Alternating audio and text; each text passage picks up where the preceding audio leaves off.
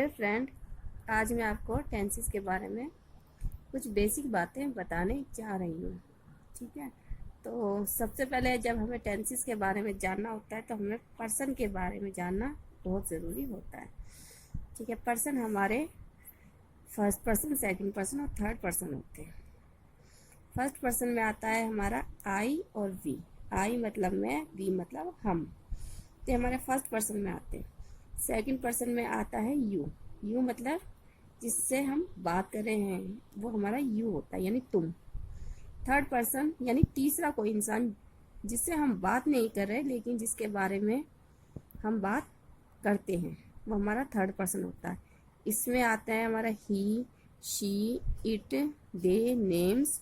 इसके अलावा जैसे हम द डॉग भी बोल सकते हैं, द कैट भी बोल सकते हैं अगर हम उसके बारे में कुछ बता रहे हैं, या किसी थिंग के बारे में हम कुछ बता रहे हैं, तो वो सारे हमारे थर्ड पर्सन होते हैं। तो आप याद रखिए, first person I we, second person you, और थर्ड पर्सन में जो और भी सारी चीज़ें होती हैं इनके अलावा वो सारी हमारी थर्ड पर्सन होती हैं। यानी हम जिससे डायरेक्ट बात नहीं कर रहे लेकिन हम उसके बारे में कुछ बता रहे हैं, वो हमारा थर्ड पर्सन होता है। तो अब हम स्टार्ट करते हैं। सबसे पहले आता है हमारा प्रेजेंट टेंस।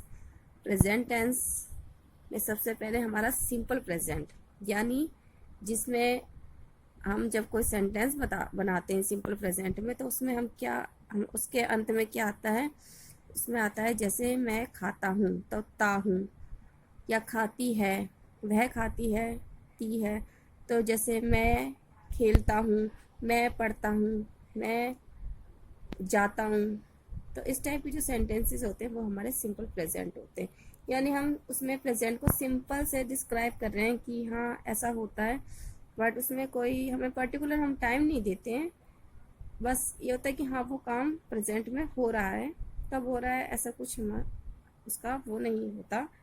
जैसे कि सम टाइम कि हम ऐसा बताते भी हैं कि वो काम कब हो रहा है, जैसे कि मैं सुबह उठता हूँ, ठीक है, लेकिन उसने ये नहीं बताया कि मैं किस दिन उठता हूँ, ऐसा कुछ नहीं, क्योंकि वो काम उसका प्रेजेंट में चल रहा है। इस टाइम नहीं चल रहा है पर वो चलता रहता है उसका प्रेजेंट में काम। ठीक है, तो वो होता है हमारा सिंपल प्रेजेंट। इसका जब हम सिंपल प्रेजेंट का सेंटेंस बनाते हैं तो हम सबसे पहले हमें क्या याद रखना है, सब्जेक्ट। सब्जेक्ट यानी जिसके बारे में वो सेंटेंस है, उसमें आप फर्स्ट पर्सन भी हो सकता है, सेकंड भी हो सकता है, थर्ड भी हो सकता है। ठीक है, उसके बाद वर्ब की फर्स्ट फॉर्म, उसके बाद ऑब्जेक्ट। ठीक है, इससे मिलकर हमारा सेंटेंस बन सकता है। ठीक है, सब्जेक्ट हमारे लिए इम्पोर्टेंट होता है। सबसे पहले हम सब्जेक्ट ही लिखते हैं जब भी हम कोई सिंपल प्रेजेंट टेंस या कोई भी हम सेंटेंस लिखते हैं, तो हमें सबसे पहले सब्जेक्ट चाहिए होता है। तो अब हम इसका एक एग्जांपल देख गो। अब आप एग्जांपल देखिए, जैसे कि he plays in the playground. तो इसमें हमने, अच्छा एक चीज़ और है आपको समझने के लिए बहुत इम्पोर्टेंट है कि जब भी आप थर्ड पर्सन आपका सब्जेक्ट है तो आप उसमें ये ज़रूर देखेंगे कि वो सिंगुलर है या प्लूरल है। फर्स्ट और सेकंड के लिए रूल नहीं फॉलो होता, ये सिर्फ थर्ड पर्सन के लिए फॉलो होता है। ठीक है, तो जितने भी सिंगुलर होंगे थर्ड पर्सन में, मैं फिर आपको ये बता रही हूँ कि सिर्फ थर्ड पर्सन में ही ये रूल फॉलो होगा, फर्स्ट और सेकंड पर्सन में ये रूल फॉलो नहीं होगा। थर्ड पर्सन के सिंगुलर के साथ हम एस और ई एस लगाते हैं वर्ब के फर्स्ट फॉर्म के साथ। जैसे कि गिव है तो हमें गिव्स बनाना है, ठीक है, प्ले है तो हमें प्लेस बनाना है, गो है तो हमें गोस बनाना है, सिर्फ थर्ड पर्सन के सिंगुलर के साथ। और किसी के भी साथ ये यूज नहीं होगा, ना तो थर्ड पर्सन के प्लूरल के साथ होगा, ना फर्स्ट और सेकंड पर्सन के साथ होगा। आपको फर्स्ट और सेकंड पर्सन में नहीं देखना है कि सिंगुलर है प्लूरल है, उसके साथ ये रूल फॉलो नहीं होगा, ये सिर्फ थर्ड पर्सन के सिंगुलर के साथ होगा। आप ये अपने माइंड में बहुत अच्छे से बिठा के रखिए। ठीक है, तो अब आपने जैसे बनाया sentence he plays in the playground. अब हमने इसमें प्ले का प्लेस क्यों बनाया, क्योंकि हमने देखा ये थर्ड पर्सन है और साथ ही सिंगुलर है, इसलिए हमने इसके साथ एस लगाया। ठीक है, तो अब ये आपको समझ में आ गया होगा कि सेंटेंस कैसे बनाए जाते हैं। सब्जेक्ट लेना है, वर्ब की फर्स्ट फॉर्म लेनी है, अगर थर्ड पर्सन सिंगुलर है तो उसके साथ एस यूज करना है, और नहीं तो एस यूज नहीं करना, सिंपल हमें प्ले रखना है। अगर फर्स्ट पर्सन है, आई प्ले वी प्ले, हम यही लिखेंगे, यू के साथ भी हम प्ले लिखेंगे। और थर्ड पर्सन के प्लूरल के साथ भी हम प्ले लिखेंगे, जैसे दे प्ले।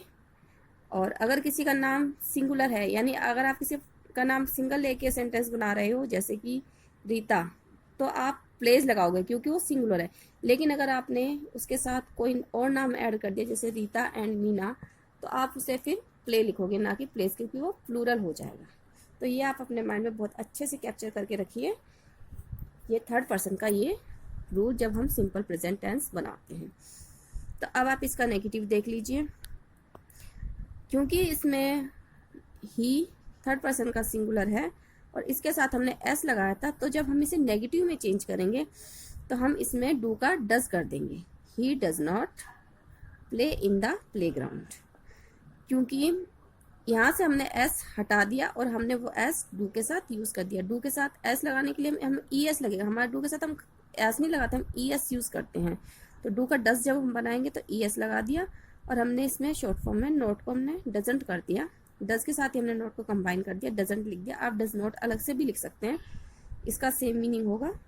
लेकिन आजकल जैसे कि आप जानते हैं कि शॉर्ट फॉर्म की लैंग्वेज चल रही है, तो फिर हम डजंट यूज़ करते हैं। ठीक है, he doesn't play in the playground. अब आप देखिए इसका इंटेरोगेटिव सेंटेंस। उस इंटेरोगेटिव सेंटेंस में हम क्या करते हैं, डज को स्टार्टिंग में ले आते हैं और उसके बाद पूरा सेंटेंस हम एज इट इज लिख देते हैं। जैसे कि हमारे यहाँ था, तो आपने देखा, हाँ, तो हम, लेकिन इसमें भी हम एस नहीं लगाएंगे क्योंकि एस हमने ई एस लगा दिया है हमने डू के साथ, तो इसका एस हमें हटाना होता है। तो does he play in the playground. ठीक है, तो I hope you understand it. अब हम कुछ एग्जाम्पल देख लेते हैं।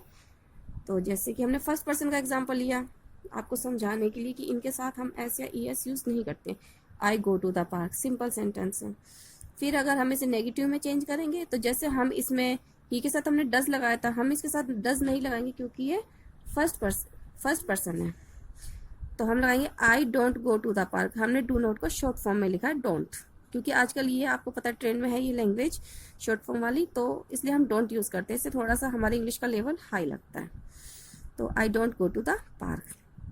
अब हम इसे ही अगर हम इंटेरोगेटिव सेंटेंस में, यानी कि एक तरह से हम क्वेश्चन पूछते वक्त यूज़ करेंगे, तो हम कैसे करेंगे, हम डू को फर्स्ट रखेंगे, उसके बाद हम सेंटेंस बनाएंगे। तो डू, बाकी सेंटेंस एज इट इज चलता है हमारे इसके according, I go to the park. बस जो हम नेगेटिव होता है उसमें हम सब्जेक्ट के बाद डू नॉट या डज नॉट यूज़ करते हैं। अब वो मैंने आपको बता दिया है कि डज नॉट किसके साथ लगेगा और डू नॉट किसके साथ लगेगा। तो I think I have no need to repeat it again and again, तो यू कैन अंडरस्टैंड इट।